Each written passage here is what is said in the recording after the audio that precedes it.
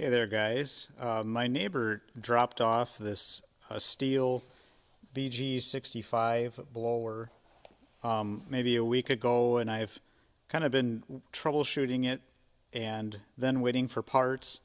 I probably should have started this video maybe when I was mid-project, but didn't really have time to follow up on it until now. What this blower was doing was when I first got it, the kind of the primer bulb there was all split and torn, and I thought maybe all it needed was a primer bulb, and I got one and put it on. It didn't really change things, and what the blower was doing was it was really hard to start. It would only start if the choke was full off and the throttle was at idle. Like if you choked it like you would normally try to start it, it would just instantly flood out and not start. And even sometimes not choked at all, it was really hard to start and sometimes flood out and not fire at all. So like only occasionally it would start. And if you got it to start with no choke and then you got on the throttle right away, you could maybe keep it going for a while, but then eventually it would kind of sputter out.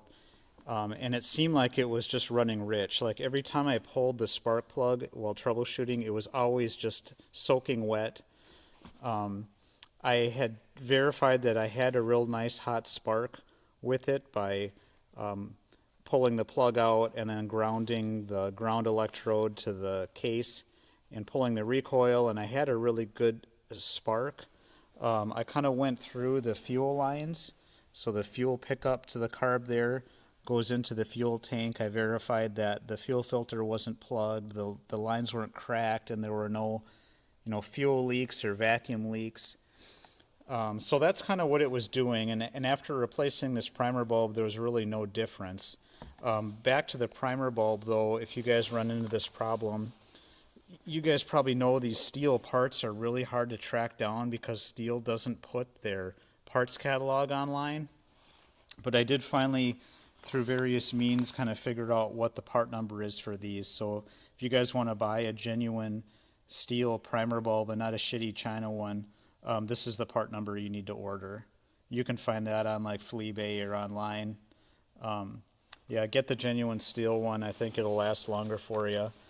But anyway, for me, that still didn't fix the issue, and it still seemed like this blower wasn't carbureting right. What I ended up doing was pulling the airbox off. To get the airbox and everything off, you have to pull this piece. So the handle is kind of split in half here.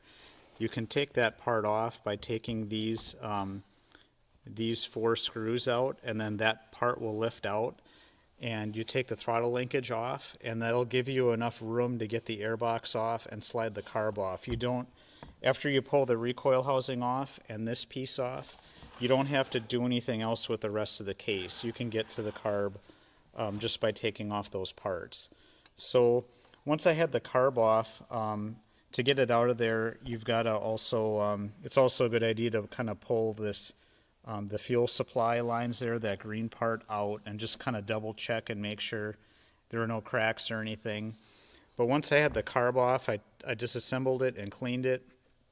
And what I found was right away when I took it apart was, you guys probably know inside these kind of chainsaw and blower carbs, there's kind of a float needle and seat, kind of like a float bowl style carb would have, but instead of there being a float bowl, there's this kind of metering diaphragm that kind of modulates how much fuel is being let into the engine that's being pumped from the fuel pump. And when I pulled this part out of here, I could just tell right away that the diaphragm was just, maybe you guys can even hear it click in there. It was just really hard, and it was kind of depressed in a way that it looked like it was pushing on the float needle all the time and letting fuel in. So kind of after doing some research on these carbs, and I think this probably would apply. I know there's a whole range of these models, like a 45, 55, 65. I think probably this is a similar carb on a lot of those models. It's a Zama, Z-A-M-A. And if you take the carb off, I think it's on the other side. You can't read it anymore because I've got it apart now, or back together, I mean. But there is like a part number that you can use. And Zama does have a good website where you can look up rebuild kits and parts for it.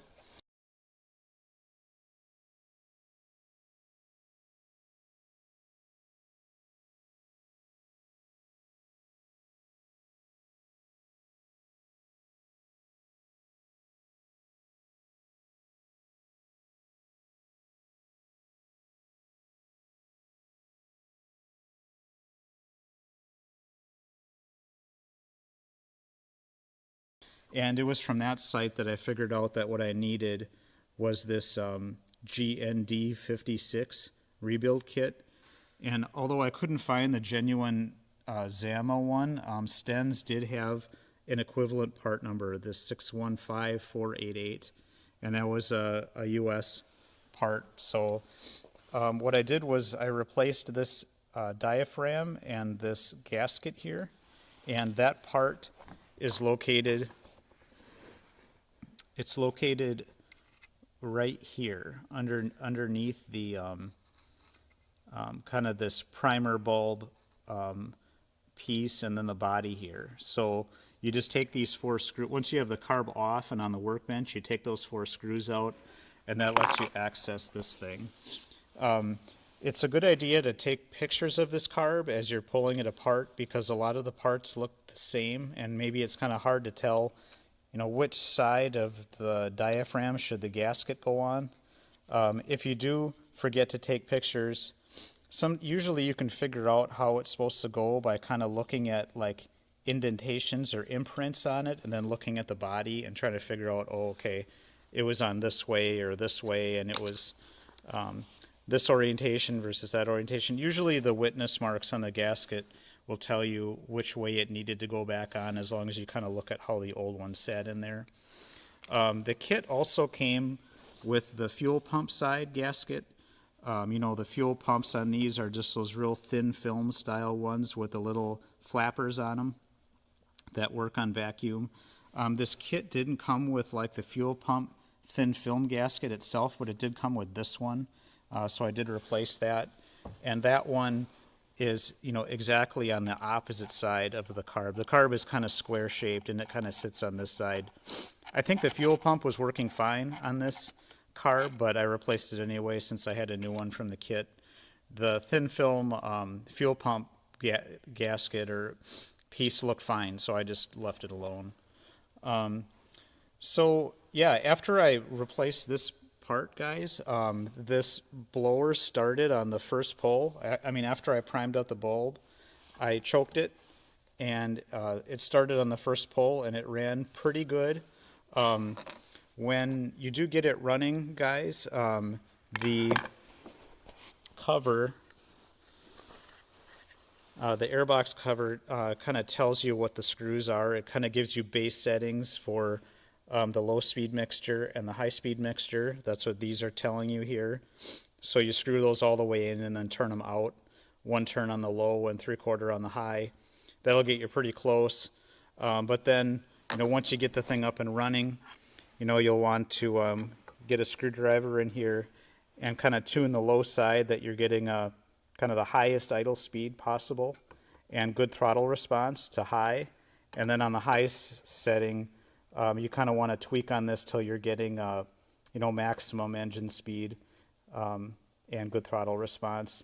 You'll want to use a long, like number 1 or number 2 screwdriver like this if you want to adjust the idle speed itself. So this hole here lets you get in on the idle speed screw, and you need a long shaft to clear the handle. Otherwise, you're not going to be able to get in at an angle to turn on that screw. In this case, the low idle speed and the low speed mixture were pretty close already. I just had to make an adjustment to the high to get it running right. So yeah, that's kind of what the problem was on this one, guys. When I ran into this, I kind of watched a few videos and read a lot of stuff, and a lot of people were talking about this primer and the fuel lines and things, but nobody was really talking about this metering gasket here, and this was really my issue all along. So if you guys have these same symptoms like I did here, focus is kind of goofy there. If you guys have these same symptoms, really hard to start, it will only start off choke, and it'll only start after it's kind of been sitting a long time and kind of the combustion chamber is kind of aired out and not overfueled. Like this thing would have to sit for several hours and then start on no choke to get it going, and then still really wasn't running right. And you pull the plug and you see that it's really wet every time you look at it. You might have the same issue, and I would probably pull the carb apart, guys, and take a look at your metering diaphragm there. So the only other thing, guys, is like when you pull this carb apart or pull it off, before you take it apart, you know, take pictures of it so you kind of can remember like how things were supposed to go back together.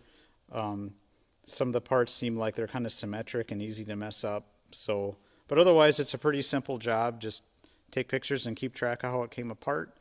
And maybe I'll come back here in a minute, guys, and just show the thing running. All right, guys, I put the cover back on here just so you could hear it start. I've got it on full choke, and I'm not going to lock the throttle. I'm just going to idle it.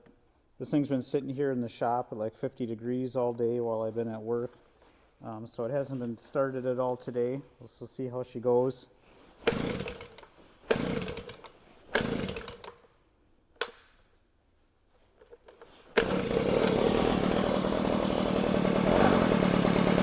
Take the choke off.